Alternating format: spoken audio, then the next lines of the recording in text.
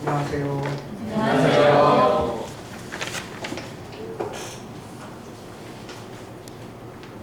급작스럽게 좀 날씨가 더워져서 건강들이 괜찮으신지. 우리가 지난 주일에 혹시 지난 주일에 나눈 제목 기억나세요?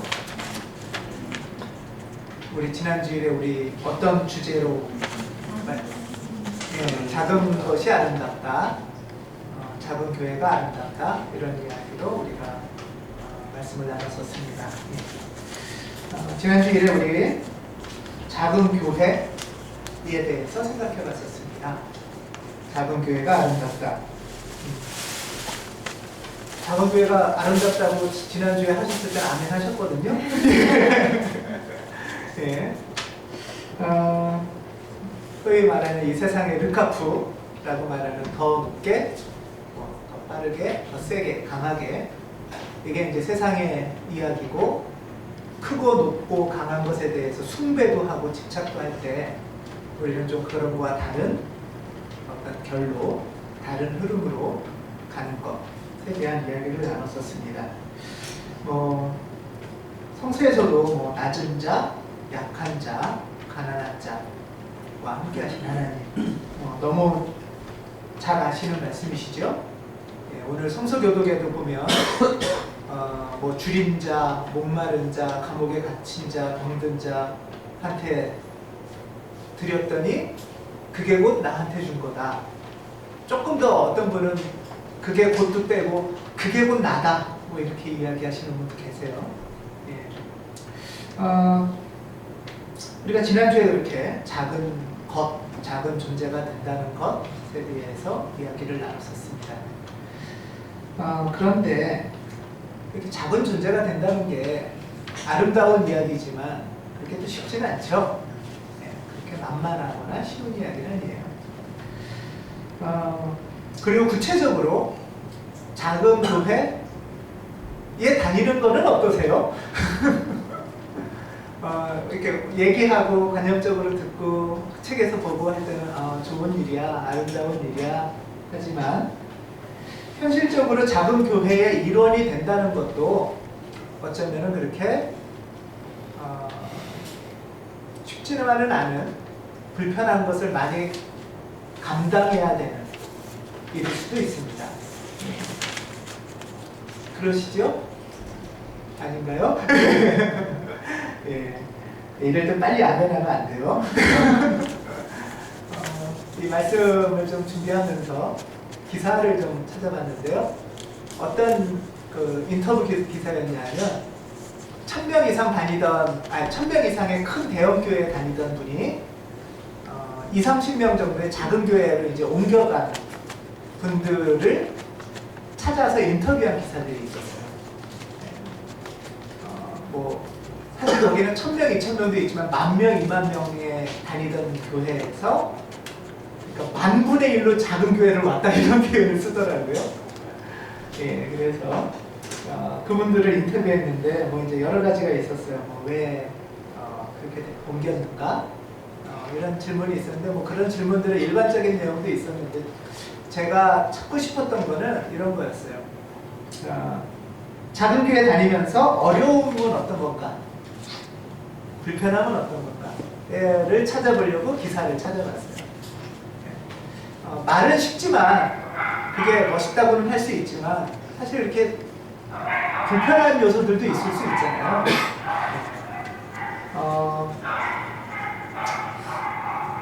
여러분들 혹시 대형교회 다녀보신 경험 있으세요?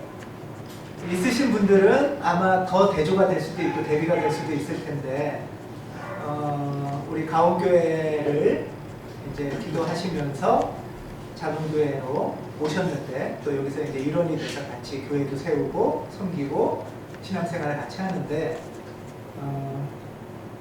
혹시 비교할 때 어떤 어려움이나 좀 불편함은 어떤 게 있으실까? 우리 교우들에게 사실 좀 듣고 싶은 마음이 있지만 듣지 않겠습니다.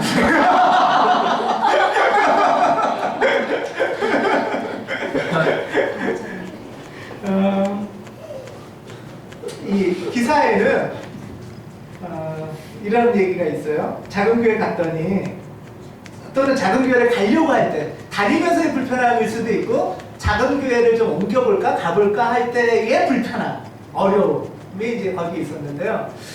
거기 가면은, 뭐, 어쩌면은 많이 상상을 하셨던, 예측하셨던, 또는 지금도 겪으실지도 모르는 어려움일 수도 있는데요. 좀 헌금 부담이 좀 될 것 같다. 라는 이야기들이 있었어요, 거기에. 네. 큰 교회는 부자니까. 근데 작은 교회 가면 아무래도 헌금 얘기 많이 하고 헌금 부담이 좀 많이 되지 않을까? 그래서 작은 교회가 좀 선뜻 택하기가 쉽지 않다. 이런 이야기가 있었고요. 또 봉사를 좀 너무 많이 요구하는 거 아닐까? 큰 교회에서보다 뭐 해야 될 일이 많고 요구하는 게 많고 그런 게 많지 않을까? 뭐 이런 부담감도 많이 있었다고 합니다. 뭐 현실적인 어려움 중에는 교회 학교나 이런 약함에 대한 아쉬움 같은 것도 있다고 합니다.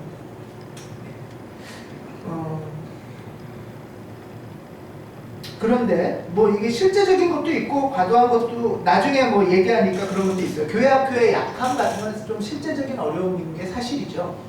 인원수가 좀 작고 이렇게 뭐 선생님이 준비가 안 됐다 이런 걸 수도 있지만 그런 것보다는 우리 아이들이 실제로 친구가 좀 별로 없다든가 또는 그런 아쉬움, 연약함 그렇게 그건 실제로 있는 것 같아요.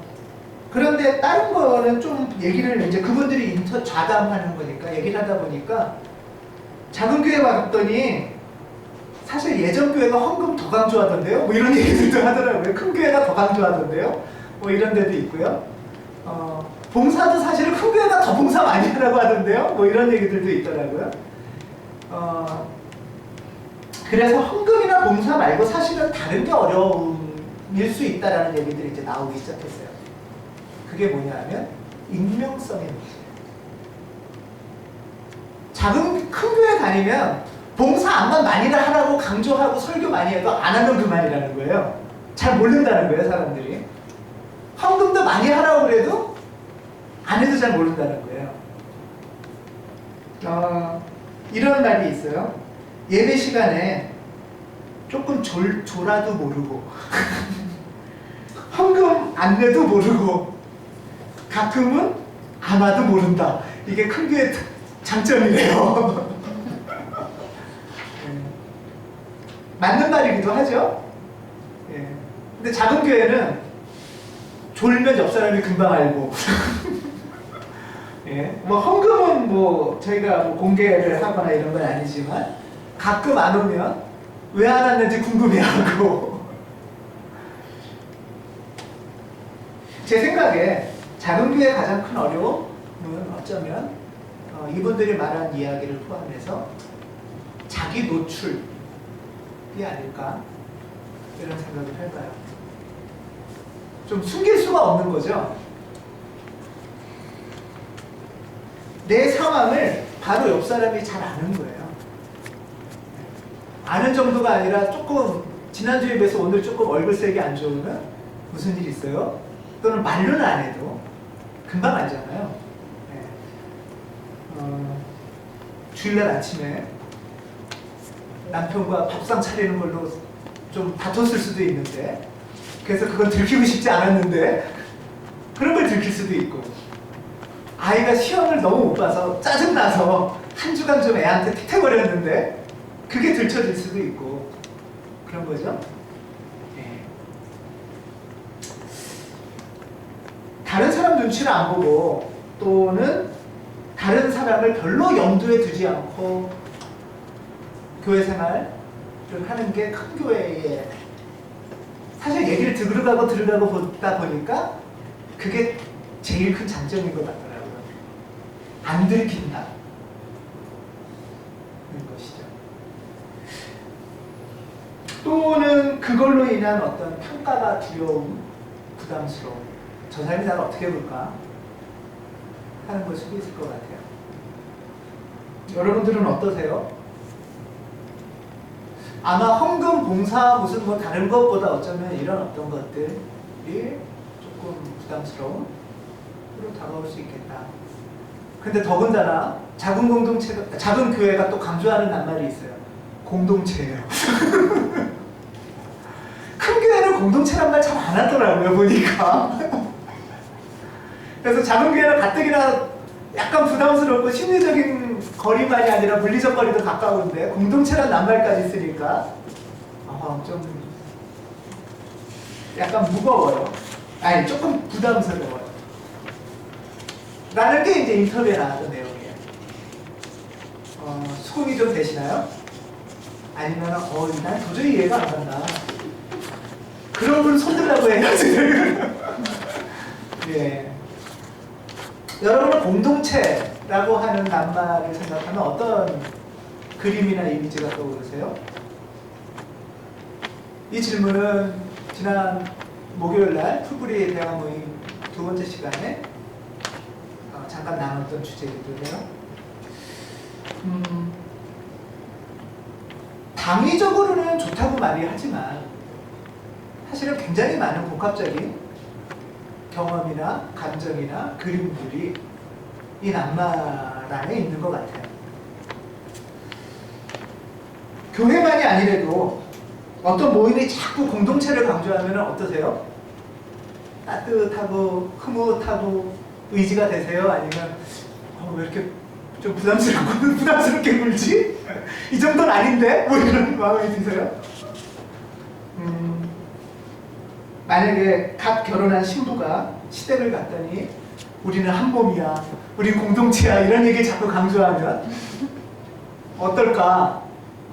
난 너무 좋다 이럴까? 네, 좋긴 하지만 이런 마음이 들까? 학교 선배가 저는 공동체를 강조하면 부담스럽더라고요. 옛날에 그랬었어요. 네. 뭘 바라고 자꾸 이럴까 싶기도 하고.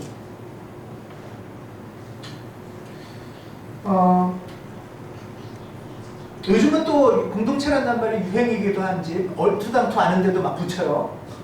뭐 따복 공동체도 있고 사회적 경제 지원 사회적 공동 하여튼 말도 어려운 공동체도 있고 막 어디 회사에서도 공동체라고 그러고 우리는 한 가족 막 이래요. 그나마 막 좀 그런 부담스럽기도 하고 답답하기도 하고 내가 별로 안 좋아하는 교수님도 나한테 자꾸 공동체 하면 부담스러운데 주일날 교회 왔더니 또 공동체라고 하면 어떨까? 이런 생각도 한번 해봤어요. 근데 이런 관계 속에서, 이런 부담 속에서 공통점이 하나 있다는 생각이 들었습니다. 그거는 그렇게 자꾸 공동체나 만남이나 조직이나 뭐 이런 걸 강조하는 데서는 잘 이렇게 봤더니 내 생각이나 내 바람을 잘 들어주기보다는 뭔가 요구하는 게 더 많은 것 같아요. 해야 할 게 많은 것 같아요. 공동체라는 이름으로 뭔가 나한테 바라는 거죠. 내 생각이나 의견보다 어떤 주어지는 요청이 더 큰 거예요.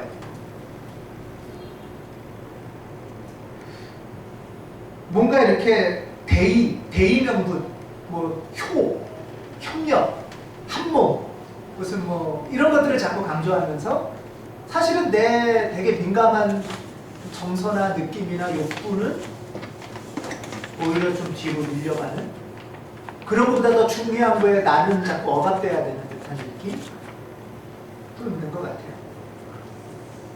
공동체를 강조하면서 결국은 뭘 하라고 하든가 우리는 한몸하면서 결국은 뭔가를 하나 더 해야 되는 어떤 것들이 우리를 좀 힘들게 할 수도 있는 것 같아요. 그래서 그런데 또 어려운 건 뭐냐면은 그게 싫은데 그게 싫다고 하면은 이제는 내가 이기적인 존재인 것 같아서 나도 싫어 또. 그래서 그런 얘기하는 사람도 싫고 그런 감정 올라오게 하는 상황도 싫고 이기적인 나도 싫어. 막 이제 이러면서 서로가 답답해지는 관계가 돼버리는 거죠. 근데 저는 이게 사실 작은 교회 다니는 큰 부담감이기도 한다고 봐요. 작은 관계에서 오는 부담감이라고 생각하는데. 근데 저는 이게 정말 공동체일까 하는 생각을 해봐요. 저한테는 공동체가 굉장히 중요한 화두고, 아내와 결혼하면서도 결혼 초부터 계속 같이 이야기 나누고 찾고 공부했던 것들이 공동체였던 것 같은데요. 저는 조금 전까지 열거했던 이것은 사실 공동체랑 조금 다르다라고 저는 생각을 해요. 스카펙이라는 사람의 말도 이거와 이어지는데, 이 관계는 공동체가 아니라 상하 위계가 있는 조직 체계예요.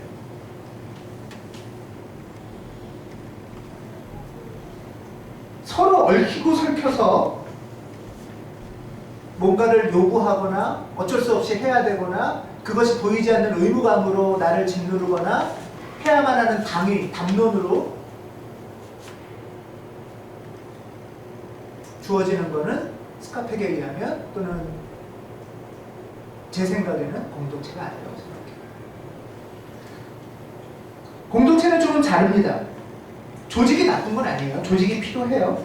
조직이 필요하지만 조직은 어떤 눈에 보이는 어떤 관계나 실체라면, 공동체는 어떤 관계나 실체가 아니라 그 관계에서 우리가 어떤 때에 만나는 경험이라고 생각해요.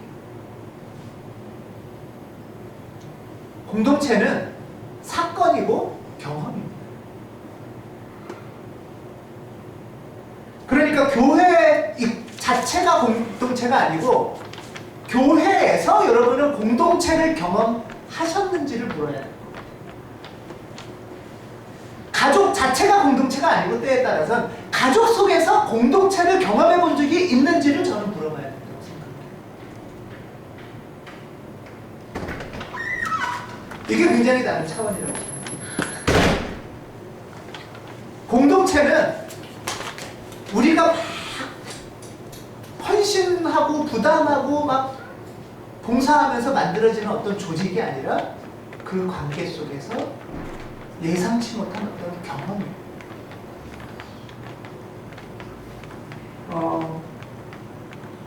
그때 조직은 어떤 새로운 사건을 경험하는 유기적 조직으로 바뀌어가기 시작하죠. 공동체가 영어로 뭐죠? 공동체가 동아리가 커뮤니티라고 하잖아요. 커뮤니티를 공동체라고 하죠. 이 커뮤니티와 어원적으로 연결되어 있는 말이 저는 커뮤니케이션이라고 생각합니다. 커뮤니케이션이라는 건 뭐죠? 의사소통이잖아요. 말을 주고받는 거잖아요. 그렇죠? 말을 주고받는 거. 그러면 공동체가 경험이라는 얘기 뭐냐 하면, 다르게 아주 쉽게 말하면 말이 통하는 경험, 말이 통하는 경험.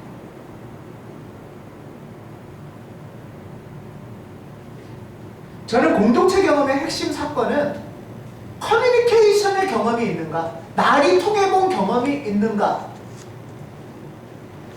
라는 것이죠. 이 말이 통하는 사건, 저는 이것이 성령의 사건입니다. 말이 통한다는 것은 어떤 명령에 의해서나 보이지 않는 없는 부담감에 의해서나 요구에 의해서, 아니면 어쩔 수 없어서 뭐 도덕 덕목에 의해서 해야 되는 어떤 거와는 다르죠. 커뮤니케이션은 이 사람과 내가 서로 말이 통하는 거예요. 이 사람의 속뜻을 내가 알아차리고 내 속을 이 사람이 알아주는 거예요. 그게 공동체 경험이에요. 여러분, 지난 한 주간 공동체 경험을 어디서 언제 하셨는지 물어보겠습니다. 어쩌면 지난 한 달에 갈 그런 어떤 공동체 사건, 말이 통하는 사건이 언제 있었는지 한번 생각해 보시겠습니다.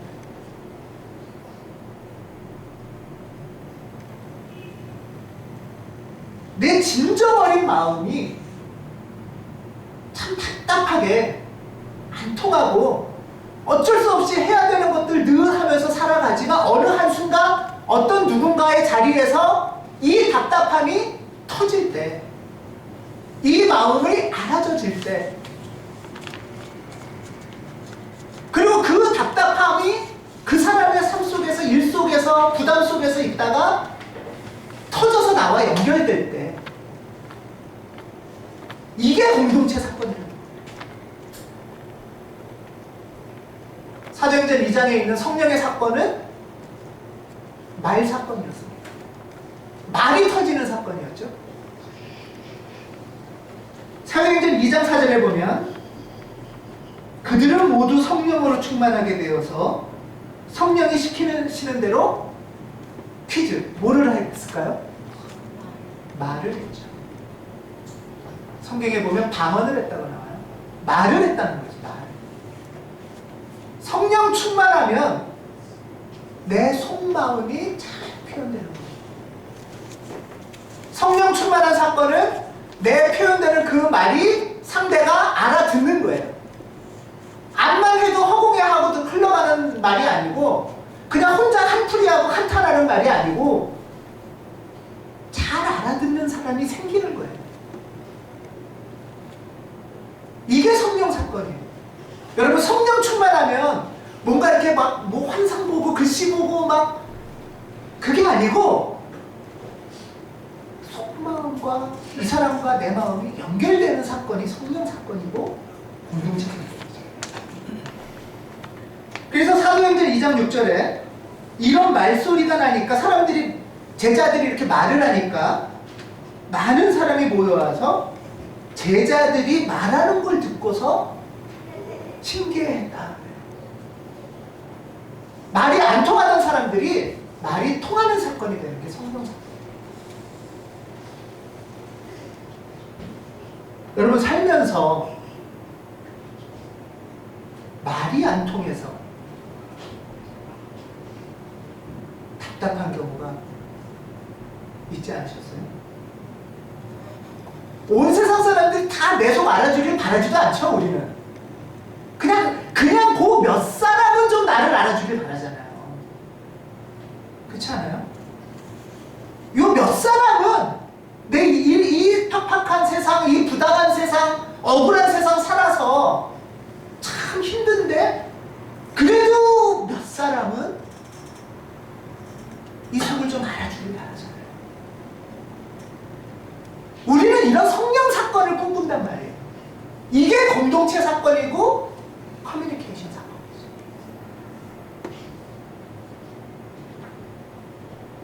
지금 이 세상이, 이 대통령이나 정부가 얼마나 말이 안 통해서 황당한 일들이 많이 생깁니까?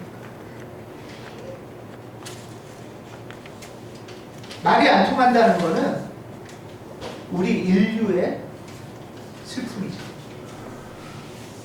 성경에 보면 말이 안 통하는 슬픔은 창세기 11장부터 나옵니다. 창세기 11장의 바벨탑 이야기에 보면 처음에는 사람들이 어땠대요? 말이 잘 통했다고 합니다. 창세기 11장 1절에 보면 처음에 세상에는 언어가 하나뿐이어서 모두가 같은 말을 썼다. 이건 그냥 뭐 영어가 있고 뭐 불어가 있고 중국어가 있고 이런 뜻이라기보다는 언어가 하나라는 건 뭐죠? 말이 통하는 세상에서 살았다는 얘기겠죠. 같은 말을 썼다는 거는 서로 말귀를 알아들었다는 얘기예요.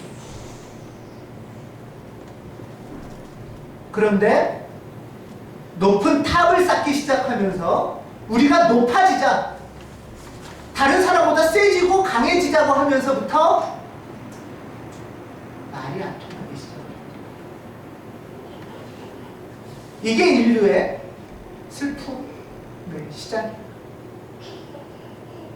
이 바벨탑으로 인한 언어 단절, 의사소통의 단절, 너와 나의 불통을 깬 사건이 성령 강림 사건 아닙니까?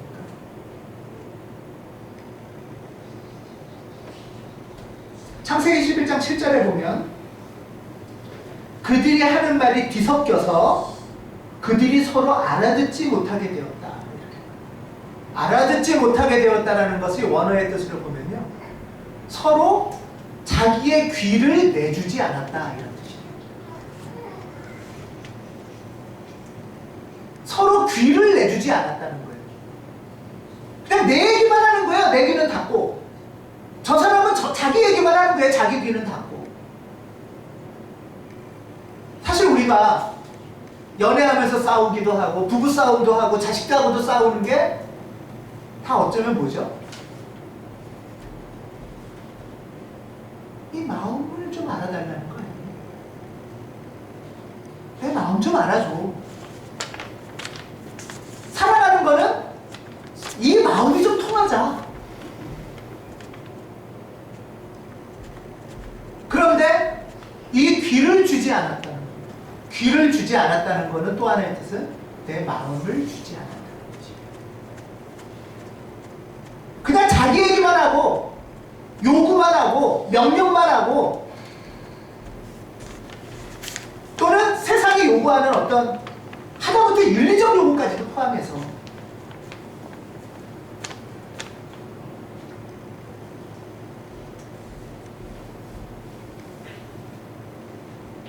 어쩌면 우리가 살면서 정말 우리가 바라는 거는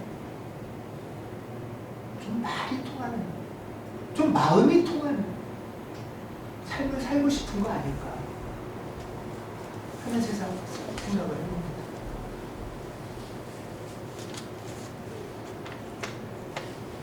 여러분, 말이 통해본 경험 있으시죠? 참 아무도 내 마음을 못 알아줬는데 암만 얘기해도 다른 소리하고 오해만 하고, 그런데 누구를 만나면 어떤 자리에 가면 막 굳이 구구절절히 막 설명까지 안 해도 마음을 알아주는 사람이 있죠.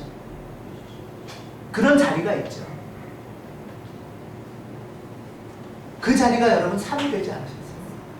그런 사람, 평소에는 잘 모르다가도 살면서 힘들고 답답하고 지칠 때는 그런 자리를 가고 싶고 그런 사람을 만나고 싶잖아요. 그게 바로 공동체 경험을 하고 싶은 거예요. 그게 바로 성령 경험을 하고 싶은 거예요.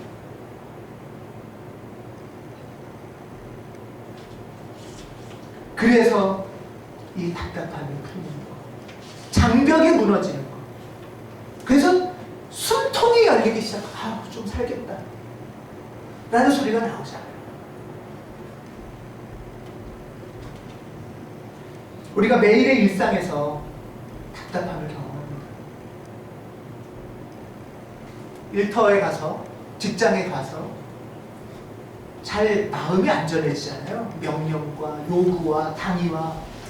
저는 어쩔 수 없는 한계가 있다고 봐요. 그렇다면 최소한 그런 데서 일하고 만나고 관계하고 살다가 돌아오면, 최소한 어느 자리로 돌아오면 마음이 열리기 시작하고 통하기 시작하는 그런 자리가 우리 안에 있어야 숨통이 트이겠죠. 그게 저는 가정이고 교회여야 된다고 생각을 합니다. 가정이라고 무조건 공동체적인 경험을 할 수 있는 게 아니고 교회라고 무조건 공동체가 될 수 없어요. 이 사건이 일어날 때 내 귀를 내주는 사건, 마음을 내주는 사건이 일어날 때 살 것 같은 거죠. 속상했던 마음이 풀리는 거잖아요. 속에 있던 울컥했던 마음이 올라오는 거잖아요. 우리가 제일 살면서 답답한 게 이런 거 아니에요? 나는 그럴 의도가 아닌데, 나는 정말 좋은 의도를 애써서 열심히 잘했는데 오해받았대. 일하면서도 그럴 수 있고, 직장에서도 그럴 수 있고, 가족끼리도 그럴 수 있고, 교회에서도 그럴 수 있어요. 그 오해를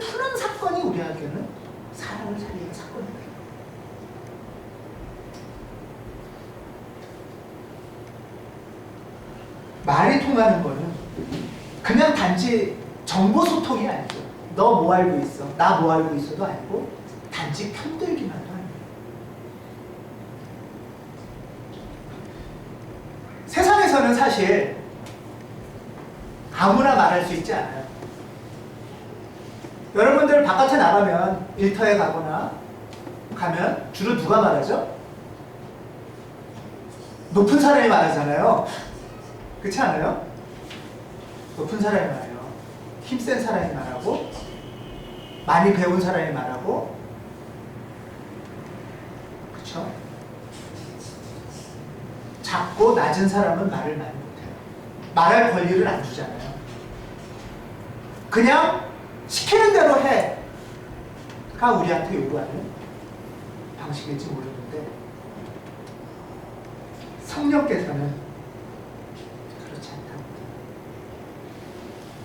민중신학 중에는 기독교 신학을 해방신학이라고 말하는 사람들이 있어요. 해방사건. 해방사건이라는 거는 정치경제적인 해방만이 저는 아니라고 생각해요. 오히려 더 근원적인 해방이 있다고 생각하는데 그게 말 해방. 말이 통하는 해방사건. 말이 통하는 해방사건이 정말 우리를 사람으로 살리는 거예요. 가난했던 사람도, 못 배웠던 사람도, 낮은 사람도 그냥 입 다물고 시키는 대로나 해야 하던 세상이 아니라 좀 어눌해도, 좀 부족해도 자기 감정을 좀 표현할 수 있는 자리. 그리고 그것에 귀를 열어주는 자리. 그런 사건이 우리에게는 해방의 사건일 수 있는 거죠.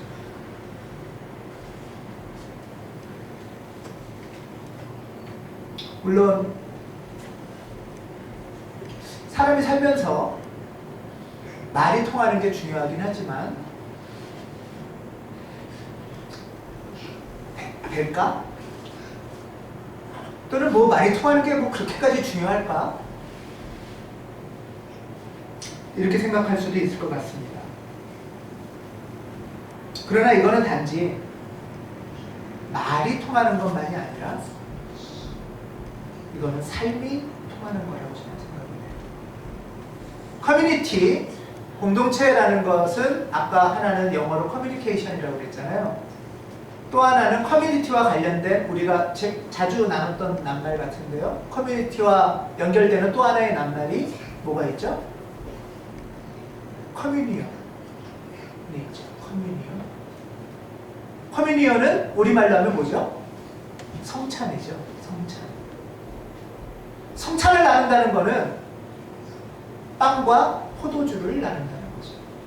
빵과 포도주는 어떻게 해야 생깁니까?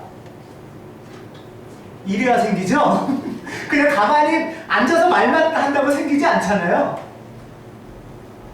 그렇죠? 나의 노동의 수고를 나눈다는 뜻이죠. 나의 노동의 결실들을 주고받는다는 뜻이죠. 말이 통한다는 것은 노동과 노동이 통한다는 뜻이라고 봅니다. 구체적으로 일상의 육체의 수고가 연결되는 거예요. 말은 통하는데 남자가 집에서 손 하나 갖다 가요.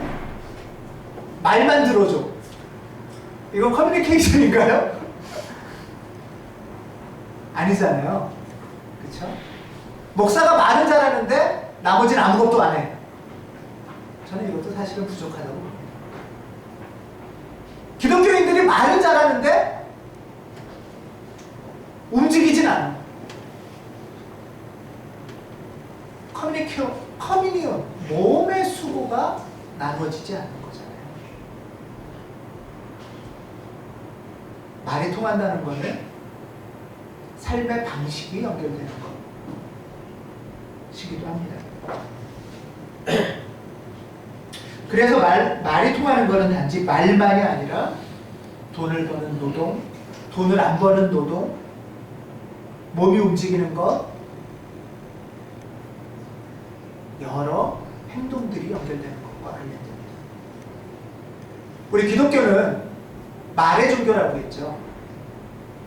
말씀, 설교, 성경, 그리고 오늘 본문처럼 말씀이 육신이 된다 라고 하는 게 기독교 종교입니다. 다르게 표현하면 말이 몸이 된다는 뜻이에요. 말이 몸이 되는 종교가 기독교입니다. 그러면 말이 통한다는 것은 서로의 몸과 몸의 움직임이 연결되는 것, 노동이 연결되는 것, 삶이 연결되는 것이 말씀의 종교, 성육신이라고 할 수 있을 것 같습니다. 그리스도인들에게 말은 삶입니다.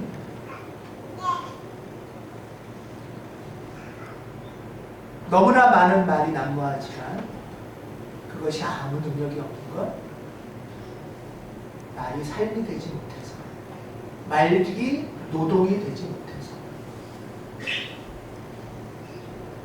많은 말이 하지만 저 사람을 위해서 내가 손 하나 까딱하지 않으려는 것, 내가 아내를 너무 사랑하는데 앉아서 사랑한다고 말만 하는 거, 하나님을 너무 사랑하는데 앉아서 하나님을 사랑한다고 말만 하는 것, 스스로는 공동체 사건이 일어나지 않을 겁니다. 예수는 그전까지 유태인들이 많이 알고 있던 말을 자기 몸으로 바꾼 사람이에요. 유태인들이 그전까지 많이 알고 있던 말을 삶으로 살아낸 분이시죠. 이게 바로 성육 신앙입니다. 기독교 신앙은 그래서 말만의 신앙이 아니라 말과 말이 이어지는, 몸과 몸이 이어지는 공동체 사건이 일어나는 신앙이라고 할 수 있습니다. 이 성육신 사건이 일어날 때에만 우리는 세상의 바벨탑을 무너뜨릴 수 있습니다. 세상은 바벨탑을 세우려는 거 아닙니까? 우리가 늘 만나는 현장은 그런 곳이죠. 이 현장에서 우리가 살아남는 것, 살아남는 것을 넘어서 우리가 여기서 성령의 사건을 일으키는 것은 말에 내 귀를 내주는 것, 몸을 내주는 것, 말의 삶을 살아가는 것, 그게 아닐 것입니다.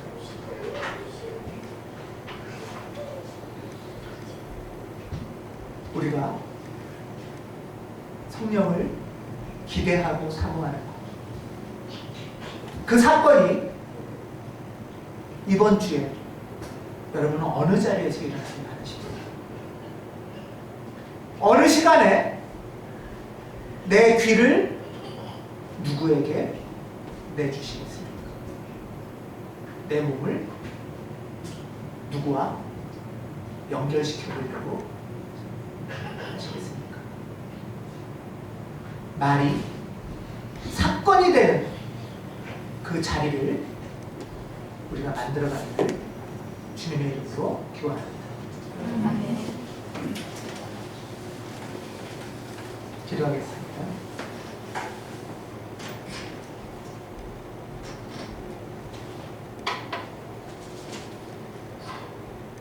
말씀으로 우리 가운데 사시는 하나님, 그 하나님의 말씀을 몸으로 사신 예수님,